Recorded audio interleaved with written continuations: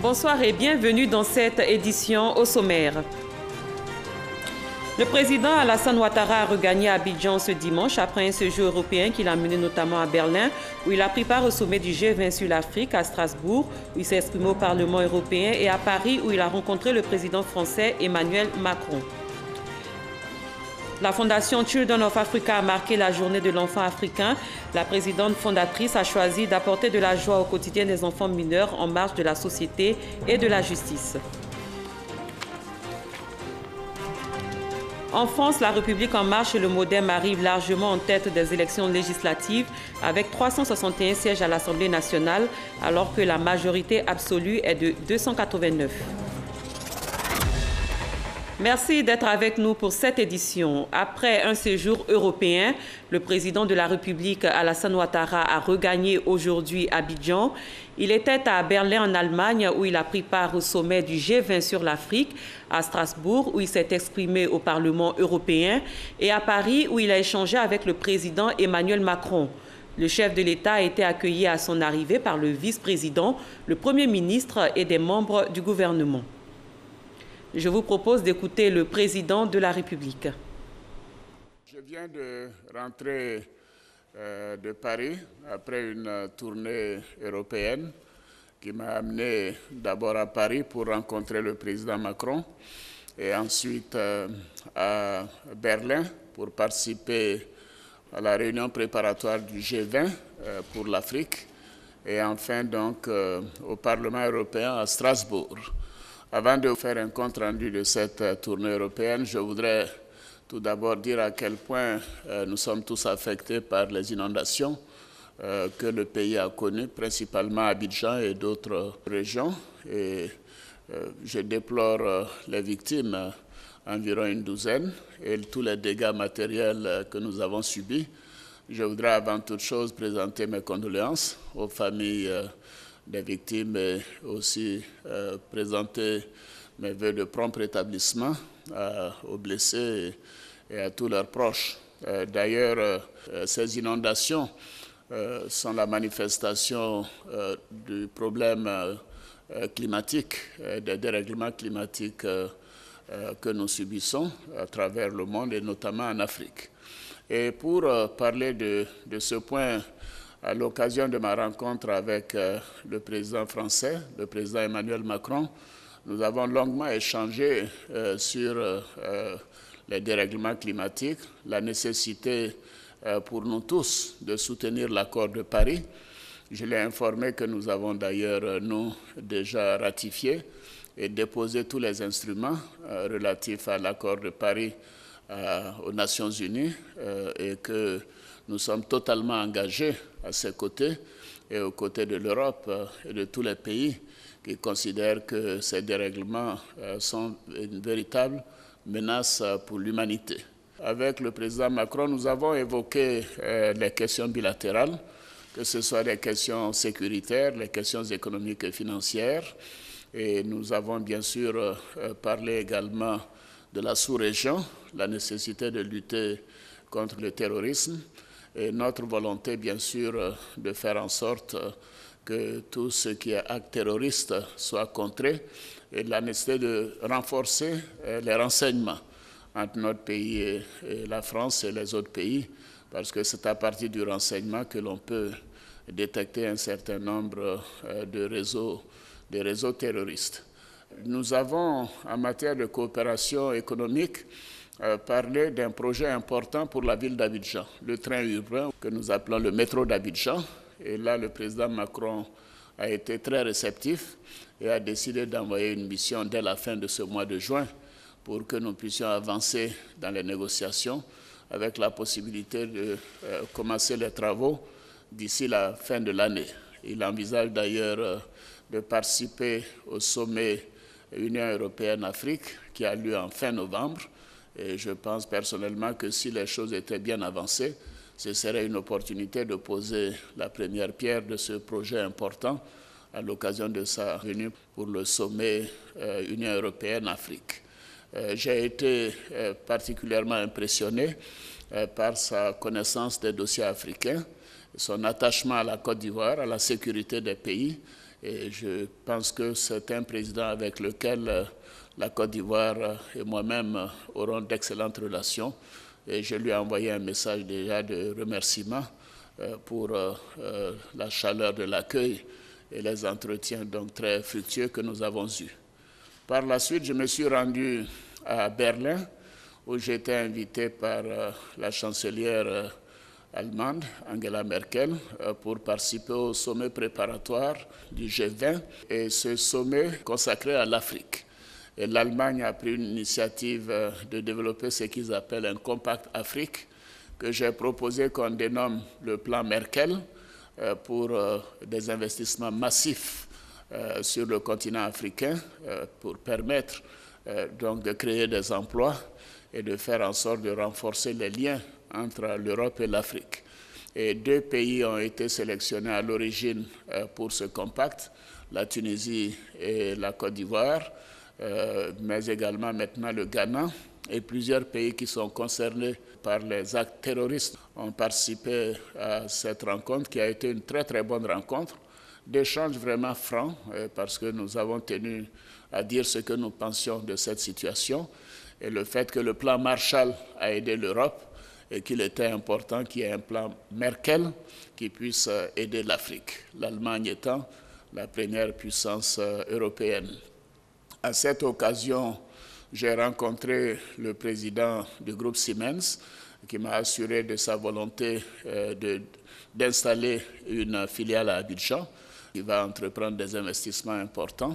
Vous savez, Siemens, c'est le plus gros employeur en Allemagne. C'est une très grande entreprise. De la Côte d'Ivoire, ils vont rayonner sur tout le reste de l'Afrique francophone. Ils ont une filiale en Afrique du Sud et donc l'autre filiale sera donc à Abidjan. Nous avons également rencontré le président allemand, qui est ancien ministre des Affaires étrangères, avec qui nous avons eu des entretiens très fructueux pour voir comment renforcer davantage les excellentes relations entre l'Allemagne et la Côte d'Ivoire. Ce fut donc un séjour très intéressant, très fructueux, et je m'en félicite. Plusieurs chefs d'État de la sous-région y étaient présents. Nous avons pu nous concerter sur les questions d'intérêt régionaux, continentaux, etc. Et nous sommes très heureux que nous ayons cette opportunité. En Allemagne, il y avait également la directrice générale du Fonds monétaire international, Christine Lagarde, et le président de la Banque mondiale, Jim Kim. Et ceci nous a donné l'occasion de parler également de la coopération financière.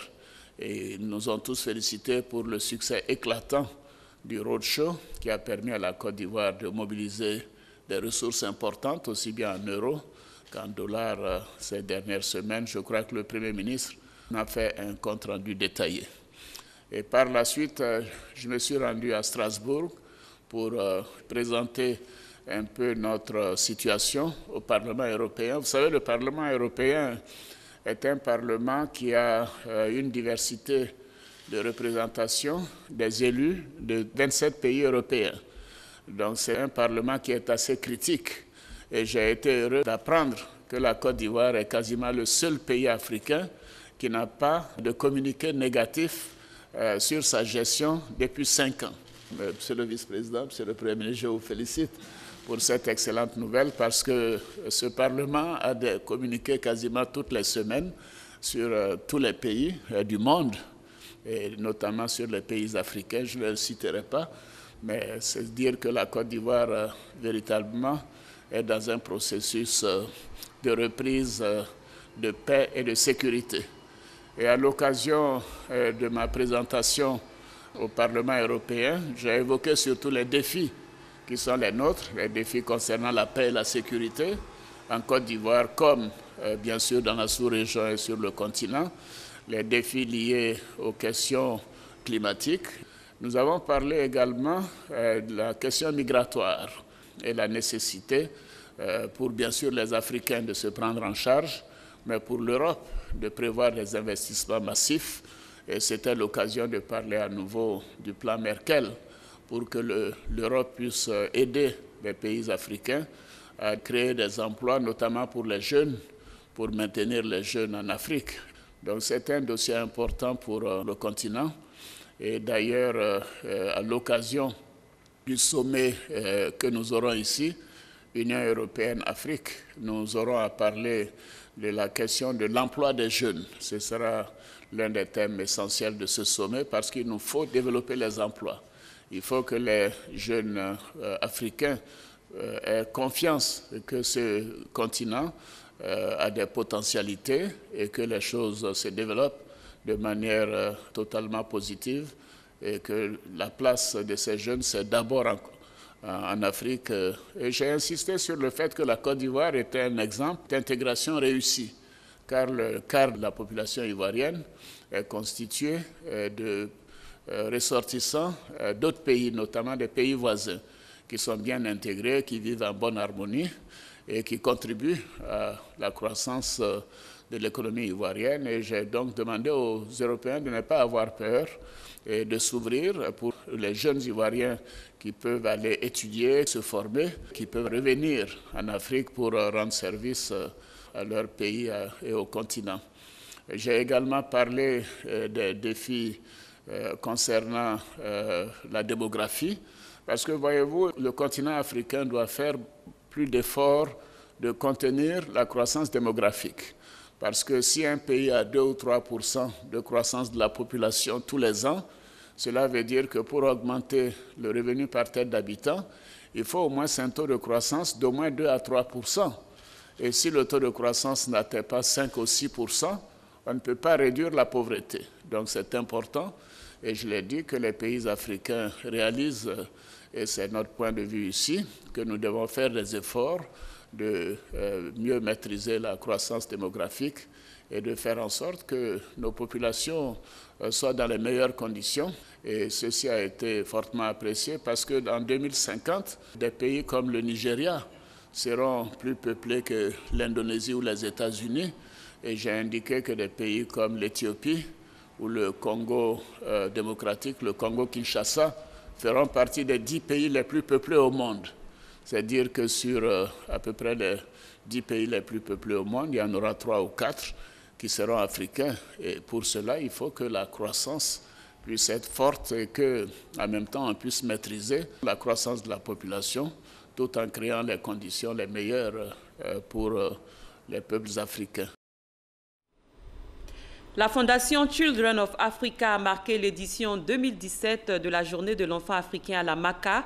La présidente fondatrice a choisi d'apporter de la joie au quotidien des enfants mineurs en marge de la société et de la justice. Elle a fait de nombreux dons en nature aux pensionnaires de la maison d'arrêt et de correction d'Abidjan. Abiba Dambélé Saoui. Surtout ne pas les oublier, les enfants en détention carcérale, leur apporter de l'espoir et le bonheur.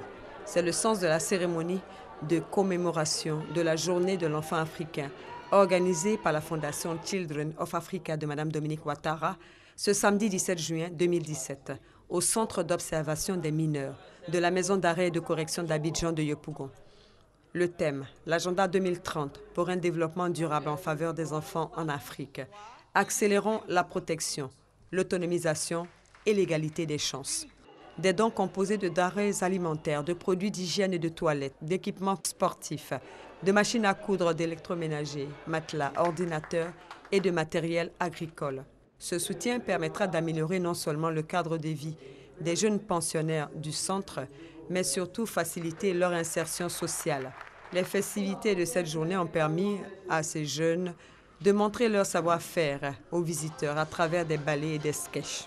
Béatrice Durand, responsable des affaires sociales à la Fondation Children of Africa, a délivré un message d'encouragement aux jeunes détenus.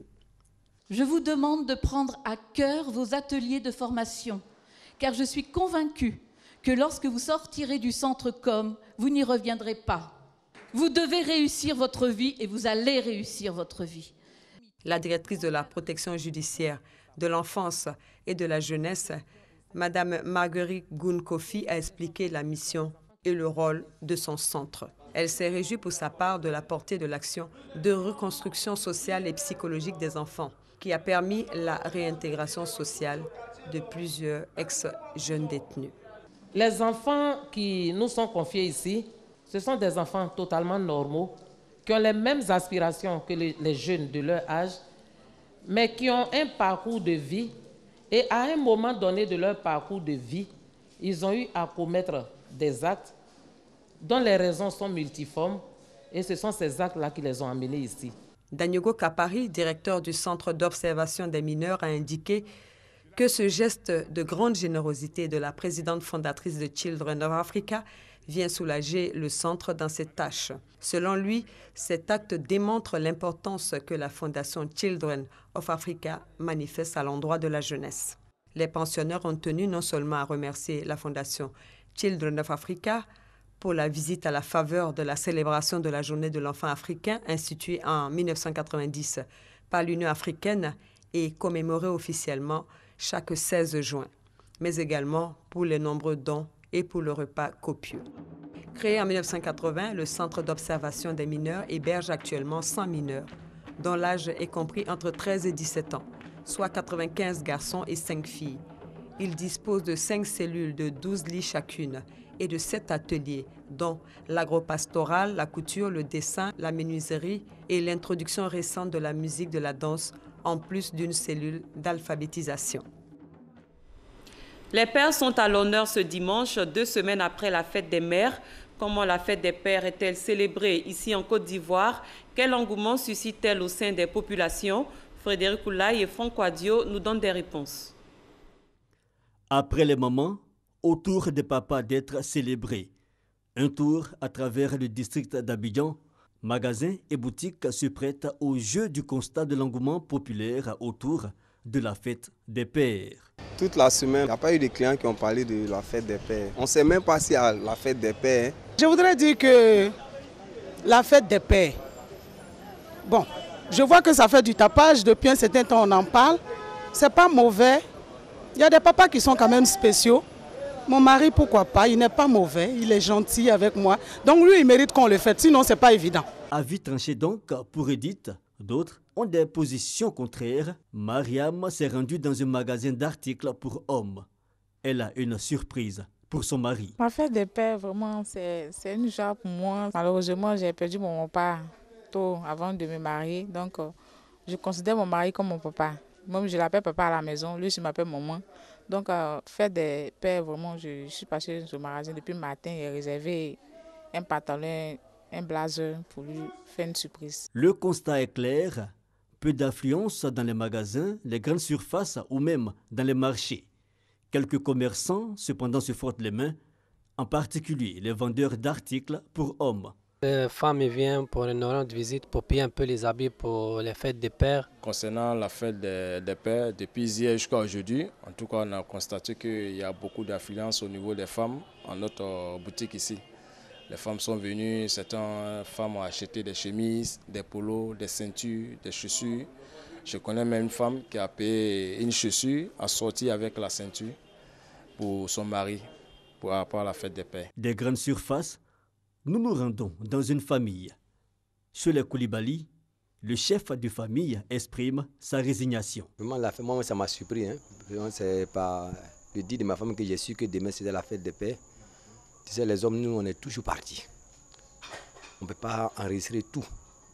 Un homme, là, quand il te lève le matin, il faut aller picorer, venir nourrir la famille. On ne peut pas enregistrer tout. Souvent, ce sont les enfants ou les femmes qui nous révèlent pour dire que vraiment c'est telle fête, telle fête. Même la fin du mois, souvent, on oublie. Mais la maîtresse des lieux a quelques idées. La fête, cette année, sera particulière. À l'occasion de la fête des pères, j'ai prévu lui acheter un petit cadeau, comme j'ai pour habitude de le faire. Juste après la fête des mères, je sais déjà que quelques semaines après, vient la fête des pères. Donc déjà, après la fête des mères, je ne me prépare en conséquence. J'essaie de faire les magasins, j'essaie de le titiller un peu, lui demander ce qu'il aime. Et déjà derrière la tête, j'ai une petite idée.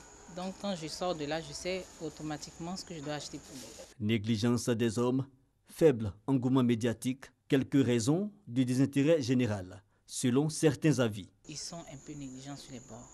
Donc l'appel que je peux lancer aux hommes, c'est d'essayer d'être un peu plus regardant au niveau de la famille, de s'imprégner dans l'éducation des enfants et surtout de chérir leurs femmes et de leur montrer quels sont leurs moments. C'est quand même quelque chose d'important pour la femme, de célébrer son homme. C'est-à-dire que quand l'homme vous consacre votre journée il faut pouvoir à votre tour le lui rendre. Il faut pouvoir aussi lui dire que vous savez qu'il a un jour qui lui est dédié et que qu'elle puisse aussi à elle leur tour de célébrer leur mari, c'est très important. La première célébration de la fête des pères s'est déroulée le 19 juin 1910 dans l'État de Washington, aux États-Unis. Le Conseil régional du Sud Comoé a célébré aujourd'hui également la fête des pères. Plus de 1000 familles se sont retrouvées dans la capitale régionale à Boisseau pour des festivités. Une façon pour le Conseil régional de mettre la cohésion sociale au centre de sa politique de développement. Mamadou Kwasi. La famille, cellule de base et socle de la société, doit être le fondement d'une nation prospère. Et le Conseil régional du Sud Comoé a décidé d'axer sa politique de développement sur ce pilier de la société, tout en renforçant la cohésion sociale et la paix dans cette région du sud-est de la Côte d'Ivoire. Pour le faire, une journée dédiée à la famille est organisée. C'est déjà le point de départ de cette cohésion qui est recherchée au plus haut niveau, de cette solidarité, c'est la manifestation au niveau de la famille, et donc célébrer l'homme et la femme. Sans l'homme et la femme, le monde n'existe pas, voyez-vous. Donc jusqu'ici, on l'a fait à titre principal pour les mamans, mais n'oublions pas que la maman seule, quel que soit ce qu'elle est, ne peut pas faire d'enfant, donc il faut associer l'homme. Pour cette première édition, ce sont 1000 familles de 5 départements qui ont été honorées malgré la forte pluie tombée sur la région ce samedi. Chefs traditionnels, chefs de communauté, leaders religieux, autorités administratives, tous ont été félicités pour leurs différentes actions pour le bien-être des différentes familles. La ministre de la Solidarité, la protection de l'enfant et de la famille, professeur Maria Toukone, salue l'initiative du président du Conseil régional du Sud Comoé, Dr Eugène Akaole et de ses collaborateurs. Elle invite par ailleurs les populations à préserver les vertus de la famille pour une nation prospère. La cohésion sociale et la paix doivent commencer dans la famille. Le président Félix Houphouët-Boigny nous a appris que la paix, ce n'est pas un vain mot, c'est un comportement. Ce comportement, on l'acquiert au sein de la cellule familiale par les valeurs que les parents enseignent aux enfants. Mais ce comportement découle aussi de ce que les parents offrent comme modèle ou vécu quotidien à leur progéniture. Les différents intervenants ont salué l'engagement des populations à préserver les valeurs familiales. Les représentantes de la première dame Dominique Ouattara et de la présidente de l'ONG Servir, Henriette Konan-Bédier, ont rassuré la population de la volonté de leur fondation à contribuer au bien-être familial à travers des assistances sociales et des activités génératrices de revenus. Les religieux prient pour la réussite des 8e Jeux de la francophonie. Réunis au sein du Forum national des confessions religieuses de Côte d'Ivoire, ils ont procédé à une lecture du Coran, de la Bible et fait des prières de bénédiction pour soutenir l'organisation de ces Jeux à Abidjan. Issa Tchonan Yeo. La mobilisation pour le succès des 8e Jeux de la francophonie se poursuit. Le Forum national des confessions religieuses de Côte d'Ivoire marque son adhésion totale pour l'organisation de ces Jeux à Abidjan. Nous avons choisi la lecture des livres saints pour que nous sachions qu'il y a un seul Dieu. Nous avons été heureux que le gouverneur nous associe et on a pris notre place normalement. Nous implorons le Seigneur aujourd'hui, à travers ces 2 lectures, afin qu'il mette sa miséricorde pour la réussite des 8e Jeux de la francophonie. Tout ce que nous demandons à Dieu, que ce soit la paix et l'amour, que ça puisse avoir un impact direct sur tous les participants, d'abord les Ivoiriens et également aussi tous ceux qui participeront d'une manière ou d'une autre. Cette journée consacrée à la lecture des Saintes Écritures a été l'occasion pour musulmans et chrétiens de revisiter le Coran et la Bible afin de mettre la Côte d'Ivoire sous la protection divine pendant les Jeux de la francophonie.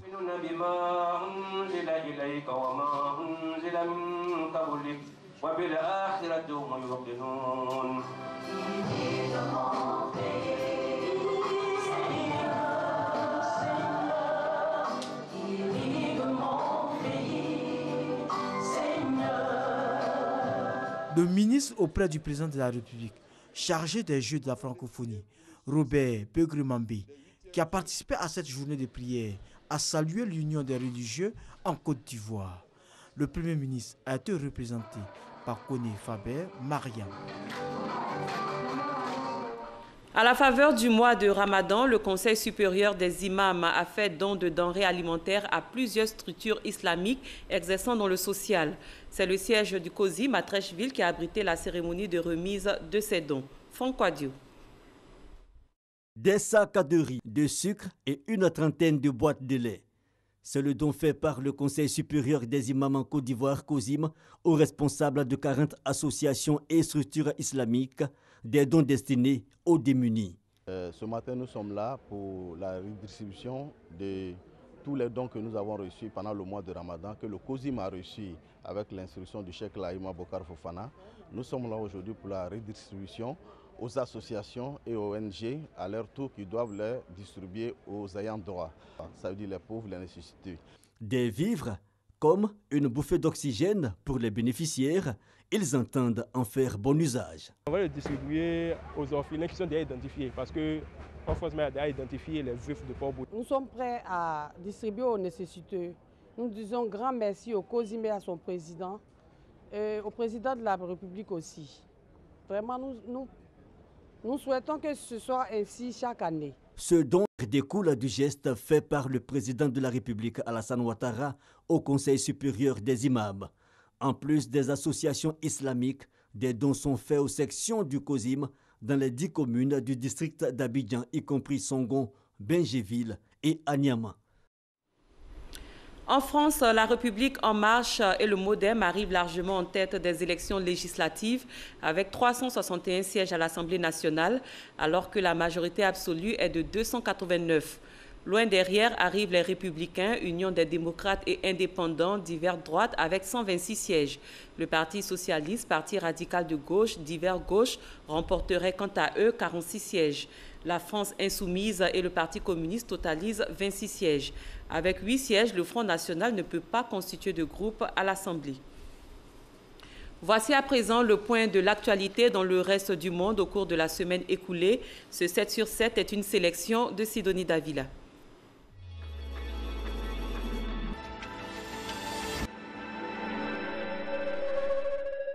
L'opposant numéro 1 au Kremlin, Alexei Navalny, a été condamné à 30 jours de détention lundi soir, épilogue d'une journée de mobilisation de ses partisans. Plus de 1500 de ses soutiens anticorruption ont été interpellés dans toute la Russie. Des milliers de manifestants avaient répondu à l'appel d'Alexei Navalny à descendre dans les rues du pays pour dénoncer la corruption. Le Kremlin y voit une provocation.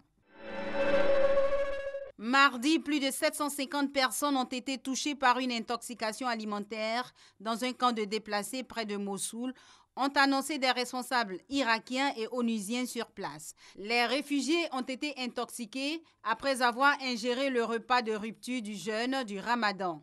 Ce repas avait été apporté par un restaurant local à la demande d'une ONG.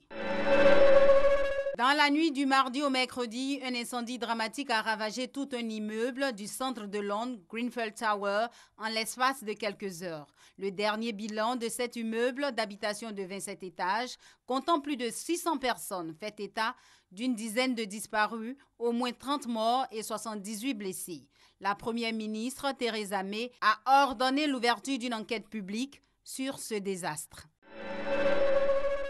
Les autorités américaines ont annoncé jeudi avoir émis 12 mandats d'arrêt à l'encontre des agents de sécurité du président turc. Ils sont tous suspectés d'avoir agressé le mois dernier à Washington des manifestants kurdes pacifiques. Recep Tayyip Erdogan a violemment condamné cet acte au cours d'un discours à Ankara et a déclaré « Nous nous battrons politiquement et juridiquement contre cette décision ». Il était âgé de 87 ans, l'ancien chancelier allemand Helmut Kohl s'est éteint vendredi dans son village natal. À la tête de l'Allemagne fédérale de 1982 à 1998, Helmut Kohl est l'artisan de la réunification allemande et l'un des pères fondateurs d'une Europe qu'il voulait unie et prospère. Paul Kagame, l'homme fort du Rwanda, est autorisé à briguer un troisième mandat cette année. Il a été officiellement investi ce samedi, Candidat à l'élection présidentielle de 2017 par le FPR, Front patriotique rwandais, le parti au pouvoir depuis 1994. À l'issue de cette investiture, le président rwandais a appelé les membres de son parti à réfléchir à son éventuelle succession. Un gigantesque incendie s'est propagé dans la région de Leira, dans le centre du Portugal. Le feu qui s'est déclaré samedi peu avant 15 h, heure locale, a fait au moins 62 morts et une cinquantaine de blessés. La plupart des victimes se sont retrouvées piégées par les flammes dans leur voiture alors qu'elles circulaient sur une route à proximité. Le gouvernement portugais a décrété 3 jours de deuil national à partir de ce dimanche. Appuyées par les États-Unis, les forces irakiennes ont lancé ce dimanche l'assaut pour chasser l'État islamique de son dernier fief de Mossoul, ville du nord du pays dont il s'était emparé depuis juin 2014. Les frappes aériennes ont commencé juste après minuit. L'objectif est de reprendre le contrôle de la totalité de la deuxième cité d'Irak, où sont pris au piège, selon l'ONU, quelques 100 000 civils.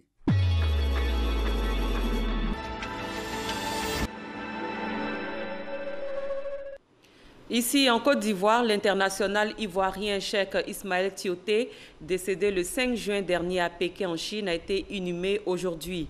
La levée de corps a eu lieu ce matin à Ivosep en présence du Premier ministre Amadou Gon Coulibaly et du ministre des Sports et des Loisirs François Amicha.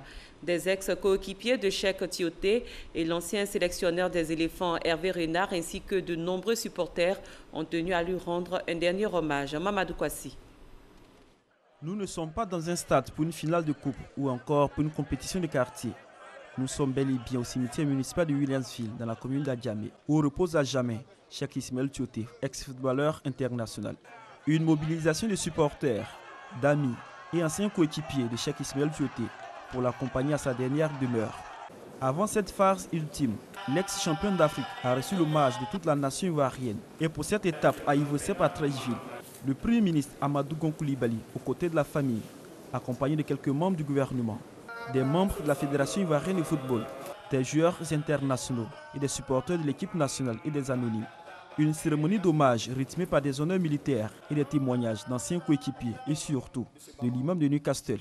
Je n'ai jamais rencontré quelqu'un avec tant d'argent, avec tant d'honneur, mais humble et modeste. Mon cher Tioté, fils de Treichville, tout Treichville te pleure, tout Yamoussoukro te pleure, tout Yeningwe te pleure. La Côte d'Ivoire entière te pleure parce que tu étais citoyen de la Côte d'Ivoire nouvelle. C'est quelqu'un de très gentil, très humble, qui était toujours souriant. Même quand je le taquinais et tout, mais il restait toujours souriant. Et on a passé de très bons moments ensemble en sélection. Avant son départ de Treichville, la dépouille de Cheikh Ismaël Tioté a reçu son dernier show du Comité national de supporters des éléphants. Après Treichville, cap sur la grande mosquée de la Riviera Golf. Ici, moment de recueillement. Des prières sont adressées au Tout-Puissant en faveur de Cheikh Ismaël Tioté. Une prière mortuaire dirigée par son imam, l'imam de Newcastle, venu spécialement accompagner son fidèle à sa dernière demeure. Fini donc le parcours du champion d'Afrique sur terre. Adieu Cheikh Tioté, que la tête soit légère. Cette édition est à son terme. Merci d'avoir été des nôtres. Très bonne fin de soirée. À très bientôt.